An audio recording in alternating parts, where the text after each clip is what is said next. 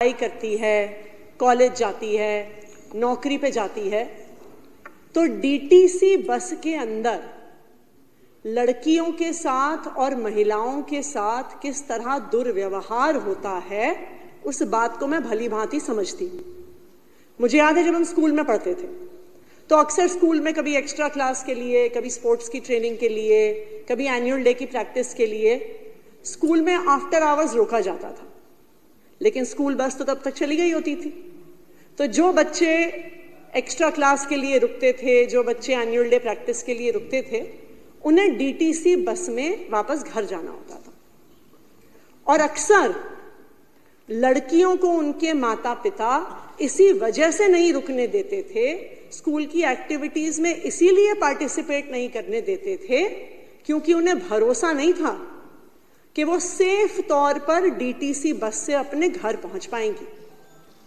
क्योंकि जब एक महिला एक डीटीसी बस में घुसती है, खासकर भरी हुई डीटीसी बस में, उसको गलत निगाह से देखना, उस पर अश्लील भाषा के साथ कमेंट्स पास करना, अभद्र व्यवहार करना, पुरुषों का उसको छूने की, गलत तरीके से छूने की कोशिश करना, ये दिल्ली में रहने वाली किसी भी लड़की और किसी भी महिला के लिए आम बात होती थी। मुझे खुद याद है, मैं कॉलेज में थी, तब मैं सोचती थी कि ये नेता तो बड़ी बड़ी गाड़ियों में जाते हैं, बड़े बड़े काफिलों में जाते हैं, इनको क्या पता एक लड़की का दर्द, एक महिला का दर्द, जिसे डीटीसी बस में इतने अभद्र व्यवहार का रोज रोज सामना करना पड़ता है। दिल्ली की लड़कियों का, दिल्ली की महिलाओं का भाग्य बदला उस दिन जिस दिन अरविंद केजरीवाल जी दिल्ली के मुख्यमंत्री बने। अरविंद केजरीवाल जी दिल्ली के पहले मुख्यमंत्री नहीं थे। आम आदमी पार्टी की सरकार दिल्ली की पहली सरकार नहीं थी, लेकिन अरविंद केजरीवाल जी वो पहले ऐसे नेता थे जिन्होंने दिल्ली की महिलाओं का, दिल्ली की लड़कियों का दर्द समझा। क्यों इससे पहले किसी सरकार ने नहीं सोचा था कि बस में मार्शल लगाएं? क्यों इससे पहले किसी सरकार ने नहीं सोचा था कि लड़कियों और महिलाओं के साथ जो बदतमीजी हो रही है उसको रोका जाए? लेकिन अरविंद केजरीवाल जी ने सोचा। 2015 में आम आदमी पार्टी की सरकार बनने के बाद, अरविंद केजरीवाल जी के मुख्यमंत्री बनने के बाद, और तब कुछ समय पहले निर्भया कांड हुआ था, डीटीसी बस में ही हुआ था। अरविंद केजरीवाल जी ने हर बस में मार्शल लगाने की प्रक्रिया शुरू करी। समय लगा उस प्रक्रिया में। पहले होम गार्ड्स को लगाने की बात हुई, पर्याप्त होम गार्ड्स नहीं मिले। उसके बाद फिर से बैठक हुई, कभी होम डिपार्टमेंट के लेवल पे, कभी कि अरविंद केजरीवाल जी एलजी साहब से मिलने गए, और दिल्ली की हर डीटीसी बस में बस मार्शल लगाए गए। सिविल डिफेंस वॉलंटियर्स को बस मार्शल के तौर पे लगाया गया। मैं जानती हूं, मुझे इतनी लड़कियां मिलती हैं जो स्कूल में पढ़ती हैं, कॉलेज में पढ़ती हैं, जो बताती हैं कि मार्शल के होने से, एक यूनिफॉर्म्ड मार्शल के होने से, पुरुषों की बदतमीजी करने की हिम्मत नहीं होती थी। और एक लड़की को सेफ लगता था कि अगर कोई मुझसे बदतमीजी करने की कोशिश करे तो मैं तुरंत आवाज दूंगी और वो मार्शल वहां पे बैठा हुआ है, वो मार्शल इंटरवीन करेगा, वो उस बदतमीजी को रोकेगा। लेकिन भारतीय जनता पार्टी को क्या फर्क पड़ता है? भारतीय जनता पार्टी को दिल्ली की महिलाओं की, दिल्ली की लड़कियों को कहां कमी चिंता है? और भारतीय जनता पार्टी की केंद्र सरकार, उनके एलजी साहब और उनके अफसरों ने, जो 2015 से 2023 तक बस मार्शल की प्रक्रिया स्मूथली चली आ रही थी, मार्च 2023 से उसमें अड़ंगा लगाना शुरू किया। मार्च 2023 से बस मार्शल्स की तनख्वाह रोक दी। दिल्ली सरकार के मंत्रियों ने बार बार लिख के भेजा, परिवहन मंत्री ने लिख के भेजा कि बस मार्शलों की तनख्वाह दी जाए। रेवेन्यू मिनिस्टर, मैं खुद उस समय रेवेन्यू मिनिस्टर थी, मैंने कई बार लिख के भेजा कि बस मार्शलों की तनख्वाह दी जाए जो सिविल डिफेंस वॉलंटियर है। कई बार आदेश दिए, एलजी साहब को चिट्ठी लिखी, अफसरों को चिट्ठी लिखी, लेकिन बस मार्शलों को तनख्वाह नहीं दी गई। बार बार इनके अफसर लिख के भेजते थे कि नहीं, तनख्वाह नहीं दी जाएगी, नहीं, इनको बस मार्शल नहीं रखा जा सकता, नहीं, बस मार्शलों की जरूरत नहीं है। और अक्टूबर 2023 में इन्होंने सब के सब बस मार्शल्स को, एलजी साहब ने एक साइन करके हटा दिया। उन्होंने दिल्ली की महिलाओं के बारे में नहीं सोचा, दिल्ली की लड़कियों के बारे में नहीं सोचा। उन्होंने, आज यहां पे कई बस मार्शल्स बैठे भी हुए हैं, इन्होंने इन 10,000 लड़के लड़कियों और उनके परिवारों के बारे में नहीं सोचा कि इनका क्या होगा। विजेंद्र गुप्ता जी बार बार कह रहे हैं कि अरविंद केजरीवाल जी ने बोला, अरविंद केजरीवाल जी ने बोला, तो इसलिए एलजी साहब ने हटा दिया। मैं विजेंद्र गुप्ता जी को, क्योंकि इतनी अरविंद केजरीवाल जी की चिट्ठियां पढ़ने का शौक है, तो मैं उनको यह भी कहूंगी कि अरविंद केजरीवाल जी ने 20 अक्टूबर 2023 को जो फाइल भेजी एलजी साहब को, वो भी पढ़िएगा, वो भी पढ़िएगा। उसमें उन्होंने, सुनिए, स्पष्ट तौर पर कहा कि जो भी बस मार्शल बस में काम कर रहे हैं उनको नहीं हटाया जाना चाहिए 20 अक्टूबर को। और यह भी कहा कि जिन अफसरों ने इनकी तनख्वाह रोकी, चाहे वो अश्विनी कुमार जी हों, तब डिविजनल कमिश्नर थे, चाहे आशीष वर्मा जी हों जो फाइनेंस सेक्रेटरी थे, चाहे आशीष कुंद्रा जी हों जो परिवहन सचिव थे, सब पे एक्शन लिया जाए। तो जो 20 अक्टूबर की चिट्ठी थी जिसमें अरविंद केजरीवाल जी ने लिखा कि एक भी बस मार्शल नहीं हटना चाहिए, उससे एलजी साहब को कोई फर्क नहीं पड़ा।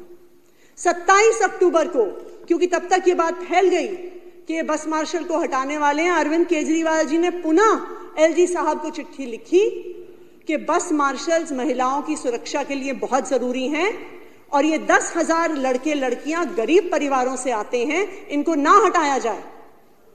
फिर भी एलजी साहब के कान पे कोई जू नहीं रहेंगे। और 1 नवंबर को एलजी साहब के आदेश पर अश्विनी कुमार जी जो डिविजनल कमिश्नर थे, उन्होंने एक ऑर्डर निकाल के सब सिविल डिफेंस वॉलंटियर्स और सब बस मार्शल्स को हटा दिया। मैं रेवेन्यू मिनिस्टर थी उस समय, मैंने उनको तुरंत चिट्ठी लिखी कि अगर आप सीडीवीज को हटा भी रहे हैं, लेकिन जो बस मार्शल के तौर पे काम कर रहे हैं उनको ना हटाया जाए, क्योंकि महिलाएं असुरक्षित हो जाएंगी। उन्होंने मेरा आदेश नहीं माना। मैंने एलजी साहब को वो चिट्ठी भेजी और कहा कि जो सिविल डिफेंस वॉलंटियर्स बस मार्शल के तौर पे काम कर रहे हैं उनको ना हटाया जाए, क्योंकि महिलाएं असुरक्षित हो जाएंगी। लेकिन एलजी साहब ने मेरी बात भी नहीं मानी। लेकिन मैं इन बस मार्शल्स की दाद देती हूं कि एलजी साहब के ना मानने के बाद भी इन लोगों ने हिम्मत नहीं हारी, नौकरी जाने के बाद भी इन्होंने हिम्मत नहीं हारी, और इन्होंने पिछले 1 साल से लगातार सड़कों पर संघर्ष किया है। मैं इन बस मार्शल्स के जज्बे को सलाम करती हूं, इनकी हिम्मत को सलाम करती हूं। और इन बस मार्शल्स का साथ किसने दिया? आम आदमी पार्टी के विधायकों ने दिया, आम आदमी पार्टी की सरकार के मंत्री सौरभ भारद्वाज ने दिया, जो कंधे से कंधा मिला के इन बस मार्शल्स के संघर्ष में उनके साथ खड़े रहे। इन्होंने डंडे खाए बस मार्शल्स के साथ, बैरिकेड्स पे खड़े होकर लड़ाई करी। आम आदमी पार्टी के विधायक और हमारे मंत्री सौरभ भारद्वाज जी बस मार्शल्स के साथ अरेस्ट तक हुए, लेकिन इन्होंने बस मार्शल्स का साथ नहीं छोड़ा। क्यों? क्योंकि दिल्ली सरकार ना सिर्फ इन 10,000 लड़के लड़कियों को रोजगार देना चाहती है, दिल्ली सरकार दिल्ली की महिलाओं को, दिल्ली की लड़कियों को सुरक्षा देना चाहती है। विजेंद्र गुप्ता जी ने एक दिन मुझसे मिलने का टाइम मांगा। उन्होंने चिट्ठी भेजी और कहा कि अगला दिन संडे का दिन था, उन्होंने सैटरडे या फ्राइडे या सैटरडे को, हाँ फ्राइडे को चिट्ठी भेजी, कहा कि सैटरडे जो ज्यादातर सरकारी दफ्तरों में छुट्टी होती है, उन्होंने कहा कि मिलने का समय चाहिए। हमने तुरंत इनको मिलने का समय भी दिया। विजेंद्र गुप्ता जी आए, उन्होंने कहा, बार बार एक बात कही, हमने जो सारी चिट्ठी पत्री है विजेंद्र गुप्ता जी को दिखाई, लेकिन उन्होंने बार बार एक ही बात कही कि आप अपने कैबिनेट से पास कर दो, एलजी साहब से मैं पास कराऊंगा। आप अपने कैबिनेट से पास कर दो, एलजी साहब से मैं पास कराऊंगा। अध्यक्ष महोदय, हमने पूरे कैबिनेट को वहीं बुला लिया। सैटरडे का दिन था, सैटरडे के दिन सब अपनी अपनी विधानसभा क्षेत्र में थे। मुकेश अहलावत जी का विधानसभा क्षेत्र सुल्तानपुर माजरा है। दिल्ली के अलग अलग हिस्सों से हमने अपने कैबिनेट मंत्रियों को बुलाया और जो दिल्ली विधानसभा का रेजोल्यूशन था बस मार्शल्स को वापस रखने वाला, उसको पूरे कैबिनेट ने साइन किया और हमने कहा कि जी अब आप एलजी साहब से साइन करवाइए। विजेंद्र गुप्ता जी एलजी साहब के पास जाने को तैयार नहीं थे। यहां तक हालात आ गए कि हमारे मंत्री सौरभ भारद्वाज जी को इनके पांव पड़ने पड़ गए। ये हालात आ गए, हमें लग रहा था ये एलजी साहब के पास नहीं जाएंगे। मैं इनकी गाड़ी में बैठ गई कि अब आप चलिए। और मैं ये भी आपको बता दूं कि जब हम दिल्ली सचिवालय से निकलते हैं तो एलजी साहब के घर ऑफिस जाने के लिए राइट टर्न लेना होता है। तो विजेंद्र गुप्ता जी ने कहा कि नहीं, उन्होंने अपनी गाड़ी लेफ्ट घुमा ली। तो मैंने कहा जी लेफ्ट क्यों जा रहे हो? कहते मैं तो अपने रास्ते से जाऊंगा। सच्चाई बता रही हूं, सुन लो। जब हम कहें एलजी साहब, अरे विजेंद्र गुप्ता जी सुन लीजिए, हमने भी आपकी बात सुनी, ऐसी क्या बात हुई? सुन लीजिए, देखिए सच्चाई उस दिन की सामने तो आए। विजेंद्र गुप्ता जी गाड़ी अपनी कभी इधर घुमाए, कभी उधर घुमाए, कभी इधर घुमाए। अब मैं इनकी गाड़ी में बैठी थी तो मेरा पायलट इनके आगे चल रहा था और राजनिवास की तरफ लेके जा रहा था। इन्होंने कहा हम इनके पीछे नहीं जाएंगे, हम उल्टे रास्ते जाएंगे। तो पहले एक बार इस तरफ गए, फिर उन्होंने लेफ्ट लिया, फिर राइट लिया, फिर राजघाट पे सिंगल टर्न, सिंगल साइड पे यू टर्न लेने की कोशिश करी, गाड़ी रोक दी, गाड़ी से उतर गए। पर फिर भी चाहे आम आदमी पार्टी के विधायक हो, चाहे बस मार्शल्स हो जो हम उनके साथ थे, हमने कहा कि हमने अपना वादा पूरा किया है, अब विजेंद्र गुप्ता जी को अपना वादा पूरा करना होगा। ये 5 नवंबर की बात है जिस दिन वो रेजोल्यूशन एलजी साहब को दिया था। आज तक वो रेजोल्यूशन साइन होके, अप्रूव होके एलजी साहब से वापस नहीं आया। फिर एक दिन एलजी साहब की चिट्ठी आई कि जी आप पॉलिसी बनाइए और आप अलग अलग विभागों को इन्वॉल्व करके पॉलिसी बनाइए। तो हमने भी कहा कि हम तैयार हैं। तो हमने एक नोट लिख के दिया जो ट्रांसपोर्ट डिपार्टमेंट के सचिव साहब हैं कि हम एक ग्रुप ऑफ मिनिस्टर्स बनाएंगे और वो ग्रुप ऑफ मिनिस्टर्स पूरी पॉलिसी बना देगा जो पास कर देंगे। तो जो हमारे सचिव हैं ट्रांसपोर्ट डिपार्टमेंट के, उन्होंने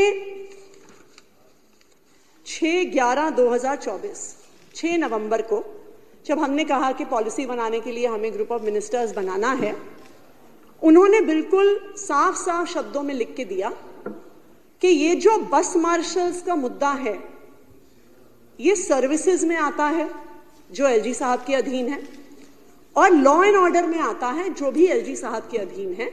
तो जो भी पॉलिसी बनेगी वो एलजी साहब को ही बनानी होगी। ये मैंने नहीं कहा, ये हमारे मंत्रियों ने नहीं कहा, ये केंद्र सरकार द्वारा अपॉइंटेड आईएएस अफसरों ने कहा कि ये सर्विसेज और लॉ एंड ऑर्डर का मैटर है। तो फिर भी क्योंकि दिल्ली की सरकार बस मार्शल्स को पक्का करने के लिए कमिटेड है, हमने एक ऑल मिनिस्टर्स मीटिंग बुलाई और एक डिटेल्ड प्रस्ताव बस मार्शल्स को पक्का करने का बनाया। और हमने ये भी कहा, जो बहुत जरूरी बात है, कि जो ये डिटेल्ड प्रस्ताव है जो फाइनली एलजी साहब और अफसरों के थ्रू होगा, इसको तो बनने में समय लगेगा। हो सकता है 2 महीने लगे, हो सकता है 3 महीने लगे, हो सकता है 6 महीने लगे। तब तक ये बस मार्शल कहां जाएंगे? तो हमने ये भी प्रस्तावित किया दिल्ली सरकार के कैबिनेट ने, सभी कैबिनेट मंत्रियों ने, कि जब तक इनको पक्का करने की पॉलिसी नहीं बनाई जाती है तब तक, और मैं ये पढ़ के सुनाती हूं स्पीकर साहब, till the formulation of a scheme bus marshals to be reinstated immediately in the same way as it was done before 31/10/2023, Honorable LG may give a one-time relaxation for utilization of civil defense volunteers as bus marshals till the new scheme for bus marshals is implemented, कि उनको तुरंत प्रभाव से बस marshals को रख लिया जाए। अध्यक्ष महोदय, ये हमने 10 नवंबर को हमारी मीटिंग हुई थी और 13 नवंबर को ये प्रस्ताव एलजी साहब को भेजा गया था। आज 29 नवंबर हो गई है। 29 नवंबर से बस मार्शल्स को रीइंस्टेट करने का प्रस्ताव, बस मार्शल्स को वापस लगाने का प्रस्ताव एलजी साहब के पास पड़ा हुआ है। विजेंद्र गुप्ता जी बार बार कहते हैं, बार बार ये बात कहते हैं कि मुख्यमंत्री अरविंद केजरीवाल जी ने कहा इसलिए हमने हटा दिया। तो अब विजेंद्र गुप्ता जी, मैं भी मुख्यमंत्री हूं, मैंने बार बार एलजी साहब को कह दिया इनको वापस लगा लो, तो एलजी साहब को कहिए वापस लगा लें। अगर वो इतनी ही बात मान रहे हैं, मुख्यमंत्री की हर बात सुनते हैं, तो मेरी भी ये बात सुन लें कि तुरंत प्रभाव से इन बस मार्शल्स को वापस लगा लिया जाए। और मैं तो ये भी कहूंगी विजेंद्र गुप्ता जी, मैं तो ये भी कहूंगी आप एलजी साहब से ये साइन करा लीजिए, मैं अपनी पार्टी को मना लूंगी कि आपके खिलाफ रोहिणी में कोई कैंडिडेट भी नहीं खड़ा करेंगे, हम आपके लिए आके प्रचार करेंगे, ठीक है जी। क्यों?